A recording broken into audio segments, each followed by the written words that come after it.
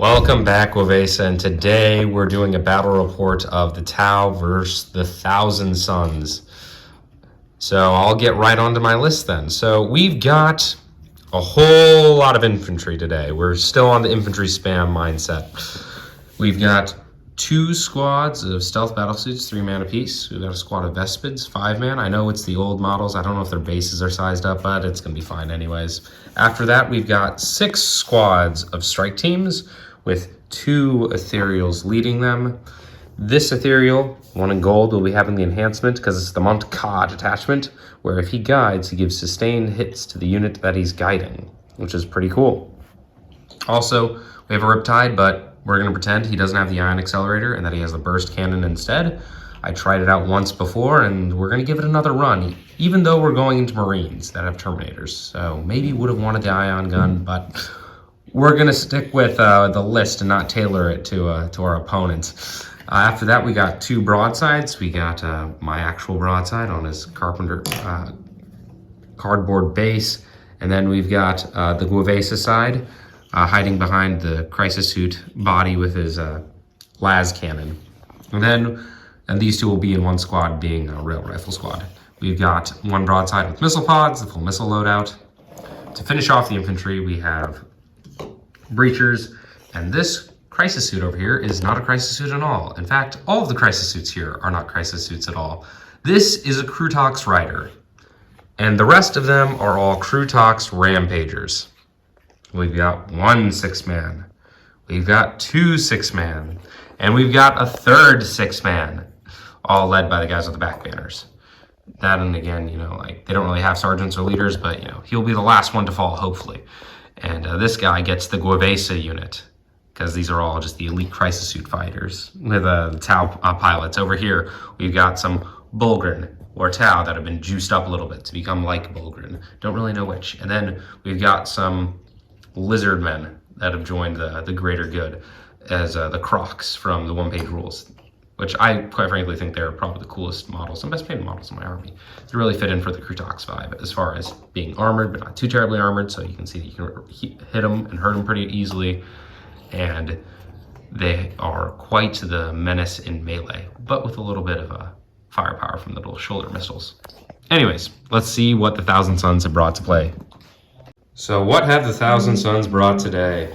So the Thousand Sons are going to be led by my main man, Ahriman, the real hero of the Thousand Sons Legion.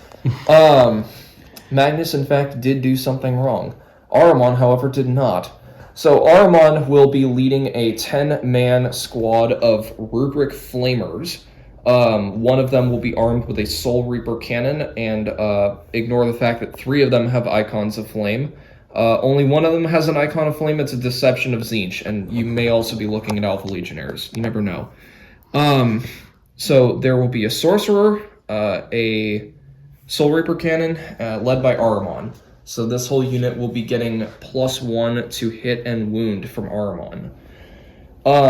Then we jump over here. So we have Cultists. These are Kazarkin, who have fallen to Chaos and are now serving the ruinous powers of Tzeentch. Behind them, this squad still has models that I need to build right now, in between right now and when Commander Nearsight and I engage each other, but this will be a 5-man squad of rubrics led by an Infernal Master, who has an enhancement that is allowing him to have extra strength on his attacks. To the side here, we have the Legion Champion, the Exalted Sorcerer on foot. He is a Heresy model that I've painted for 40k. He has a blast attack that is being amped by another one of our enhancements that is giving him an extra 3 attacks. And he will be leading a 10-man squad of rubrics with bolters. So a little bit more punch, but they have to roll to hit. Behind them, we have our elites. So this is my Contemptor Dreadnought that will be proxying in for a Demon Prince of Tzeentch on foot. He is armed with an enhancement that allows him to boost the range of his aura, which gives rubrics and Scarabocult Terminators the precision ability on their ranged attacks and gives them a 12-inch stealth aura. Well, that's scary. Yes, very. My poor characters. Beside him is the funniest of the funny characters, possibly rivaled only by Trazen. This is the Changeling. So the Changeling is a stealth and lone operative character who is allied to the army. Beside him, this is an exalted sorcerer model, but he is proxying in for a Zangor shaman. So he will be an action monkey, and he has a very powerful psychic attack. Over here, we have the support units of the army. So we have a sorcerer in Terminator armor leading a squad of 5 Scarab Occult Terminators. They are armed with combi bolters. No Soul Reaper cannon in this squad, but they do have a Hellfire missile rack. And they all now, from a buff, have the Deep Strike ability, so they are going to be very fun to play with. Over here, we have another squad of 5 Scarab Occult Terminators. This squad is armed with, again, the Soul Reaper cannon and the Hellfire missile rack, but they do not have an attached character. In the center here, we have the Rhino Gunner who killed Mortarion. This is a very fun unit. It's just a rhino, but I've had a lot of success using that gunner in particular. He has felled some foes who are well and truly above his weight class. And then behind him, we have the reason why I can ally the Changeling.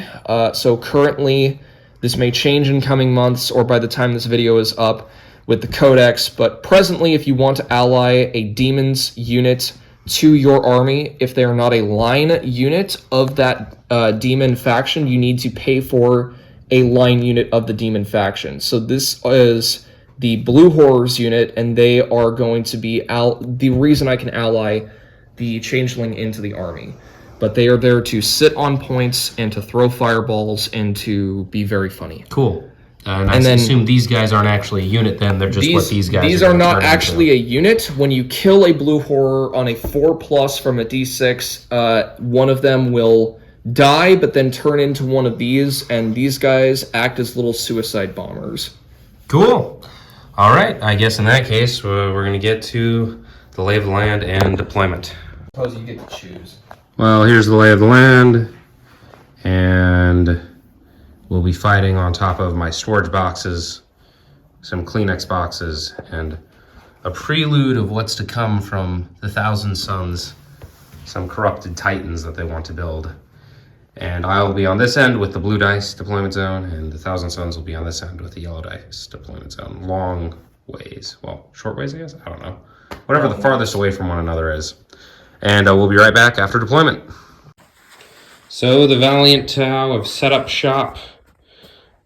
Over here, we have the broadsides with the Fire Warriors. Then we got the Krutaks with more Fire Warriors, the Breachers in the front, the Strike Team in the back, with more Krutaks and more Fire Warriors. And then a broadside and some Vespid and some Fire Warriors in the back, and then more Fire Warriors, and then we got some more Krutaks. And then we got the one Krutaks Rider spacing out. So there's enough space for one squad of Terminators to come in the corner. So he's keeping them busy out there. We've got a squad with an Ethereal on the home objective, the Riptide, holding down the back. We've got stealth suits forward deployed here and here. And then we have a big flank of the Thousand Suns with their bolter guys hanging out. So the Contemptor, the Demon Prince, is with them. After that, we've got the Cultists in the center, hiding behind the main barricade, hopefully. They got a little scouts. They'll probably try to hide behind so they won't get completely decimated. And then we have the Blue Horrors holding down the home objective. There's no way I'm going to be able to shoot them off in one turn. And over here is, what's his name again? Ahriman, with all the flamers in the Rhino hiding. I can only imagine from what. So, do you want to roll off to see who gets first turn? Absolutely. Perfect. It's To all see who goes part of first. the plan. For the greater good. And it looks like it will be is you. Tau, turn 1.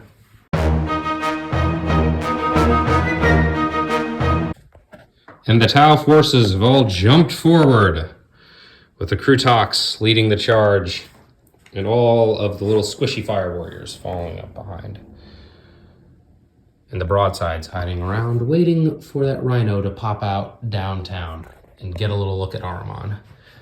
The bold cultists have moved up, but I have a feeling they are not long for this world with their sad scout moves. Oh yes, if you hadn't noticed, the red fire warriors, the pathfinders, are the objective markers. So we have to claim these boys in order to consider ourselves winning.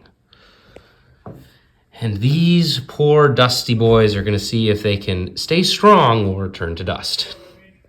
And with the dust settled and the pounding away of the guns, dust has been made of the dusty boys, yet 4 remain. Possibly 6. And then a couple of them may be coming back, though. Demon Prince got shot by a lucky Vespid right through into his eye and did 2 damage to him.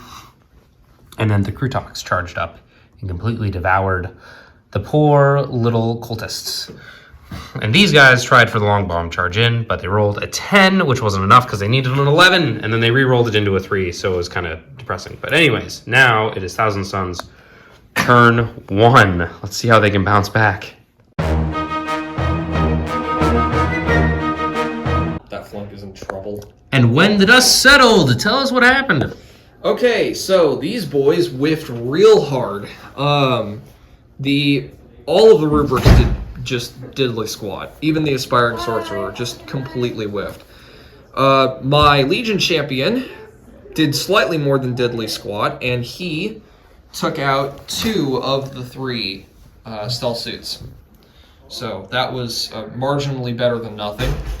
The Demon Prince shot the Krutox and missed all of his shots, which is impressive seeing as he's 6 attacks. However, he redeemed himself by getting in here in melee along with the Blue Horrors and cleaning up a Krutox squad. In addition, I used Through the Veil as a stratagem that we have in Hex Warp to bring in my Infernal Master and here, then they made Rubrics, the charge in. and they were able to charge in, and they were able to clean those Krutox up as well. Over here, we used a Cabal ritual to double move the Rhino, and got the Thousand Suns all the way around. Yep, got the rubrics in range of the broadsides and took one out. Managed to roast another one down to 3 wounds. Unfortunately, didn't make the charge, but I think we'll be cleaning him up next turn. Yeah, because if he moves, he's kind of dead. Maybe he'll be able to take on the Rhino between now and then. So, yeah. All right. So I guess, surprisingly, the town took some pretty heavy casualties here, but I think that the Thousand Suns have moved up in such a way, at least over here, that I'll have a nice little shooting gallery if the rest of the boys can round the corner. We'll see how the Tau turn out in turn 2.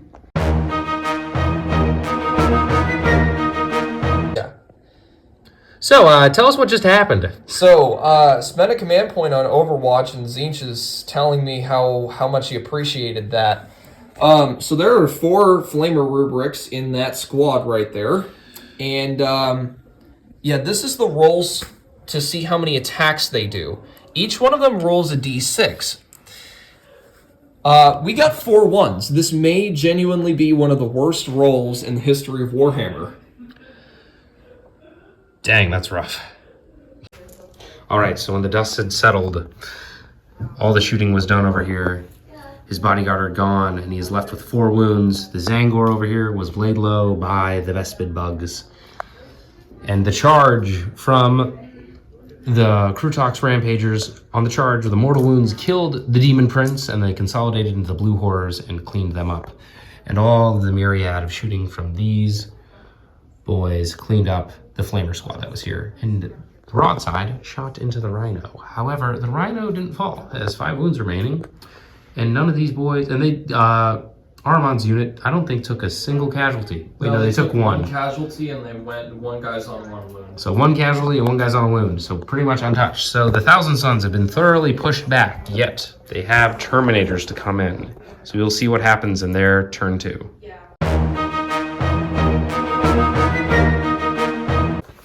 All right, oh great commander. Oh Zeech, who pulls the strings behind the army. What do we have planned here today? I suppose we'll start back here and work our way up. Zinj had always foreseen that the plan was for his greatest agent, the Changeling, to encircle the Tau forces. So now we're coming at them on 3 sides. So the Changeling has dropped behind enemy lines and is now going to use his very powerful torrent attack to hopefully clear that squad, or as much of it as possible, and start causing problems in the back line. Alrighty. And then as we move up into the mid-board, the Rubric Marines and Ahriman are pressing the advantage. They are moving up to more or less an unfailable charge against the broadside. And they are training all of their gun sights on that strike team up top with the idea of either totally killing it or getting it so low that it won't matter. with the number of flamers you have, I think they're pretty well dead. Then we have the Rhino. The Rhino has made it his job to destroy those remaining infantry squads and completely collapse this flank, or at the very least, totally tie them up. Mm-hmm. And if possible, start getting in position to work on these guys up here. All right. And then Makes sense. it has fallen to the brave Terminators of the First Company to go in and affect something on this horde, which the current plan of attack is to try and murder those Vespids and to get into melee combat with the Krutoks and kill as many as possible. Mm-hmm. Makes sense. And then I assume over here with your great sorcerer. With that unit, it's basically the same plan. We are going to mag dump the infantry and then mass charge the Krutoks. All right. Well, let's see how it pans out. Seems like you got a lot of threats coming my way. All right, so tell us how it went. Mixed results, and I feel like next turn's gonna suck. But First Company ostensibly did their job. They wiped out the Vespids, and they managed to clean up. So this guy's actually not here. They managed to clean up the remaining stealth suit and destroyed most of that squad. We managed to get a few shots in on the Riptide, and the Exalted Sorcerer bravely sacrificed himself to down a Krutox. Actually got 2 out of that squad with the Doom Bolt. And now the Terminators failed both of their charges, which is upsetting. But over on the other side, we had much better results. The Rhino whiffed everything. It completely missed. Including failing a 3-inch charge by rolling a 2. Snake eyes. The Rhino did not please Zinj. However, the Ahriman and Co. were able to clean up 3 different units. So we were able to knock out the strike team on top, the broadside, and we were able to clean up another strike team over here. So cannot be more pleased with Ahriman and Co. They have successfully broken that flank. And lastly, over here, the Changeling roasted 2 of the guys in the back and then failed to charge. So he's just gonna continue to sit there and continue to cause issues. Cool. All right. Now I guess this will be my opportunity to possibly put the last of the Thousand Sons away. But those Terminators are going to be quite the issue to shift.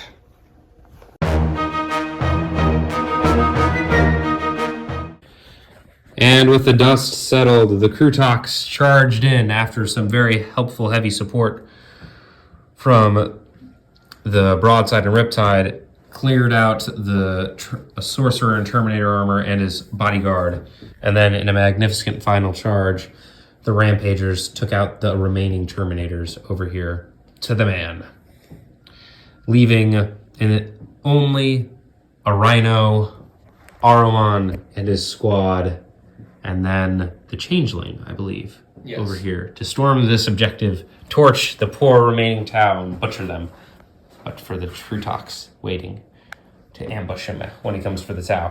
But I think that my opponent here said it best Armon's witnessing the tactical situation unfold, and I think he's like, yeah, we lost. So let's save our resources. Everybody back in the party bus, and let's do the very evil thing and run away. So victory has Yes. been for the Tau today. Victory for the Tau, defeat for chaos. Yes. But not for long, because there's whispers of a Titan being forged in the Thousand Sun forges. Or maybe not a even Titan, but a Primarch might be coming to say hello. yeah, Aramon's going to report back to headquarters, and Magnus has got a new toy that is nearing the end of its production cycle. Absolutely. All right, I guess we'll see you in the next one. Oh, wait, we'll do MVPs real quick first. All right, so for the MVPs, who do you have? I have Aramon and a representative of the Flamer Co. Oh, why are they the best today?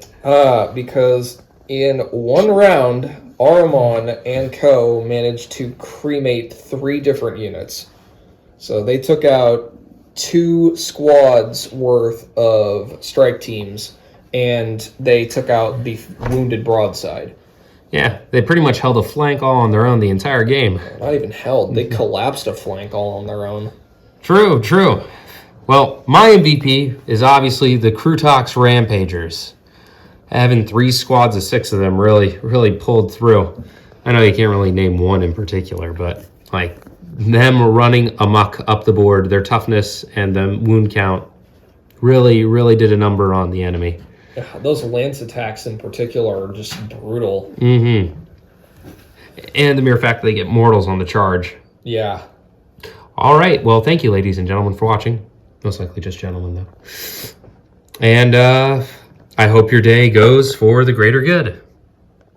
I'd like to thank everybody for watching, and I'd like to thank my patrons.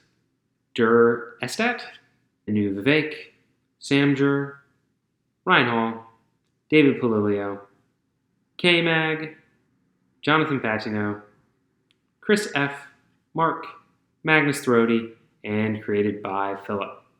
Gentlemen, thank you all very much for helping support and keep the lights on out here. I am very appreciative, and I hope your day goes for the greater good. God bless you, folks.